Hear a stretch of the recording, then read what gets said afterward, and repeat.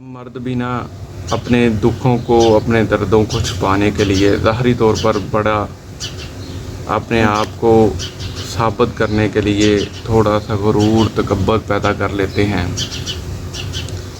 तो ज़ाहरी तौर पर हर खामोश मर्द जो है वो हमें लगता है कि गुरूर कर रहा है, उसके अंदर तकब्बुर है, वो किसी की बात का जवाब नहीं देता। तो हर मर्द के पीछे एक दर्द ज़रूर होता है और उस दर्द की एक दर्द भरी कहानी होती है। ऐसे होते हैं जो रूह पर लगते हैं और रूह के ज़ख़म जो है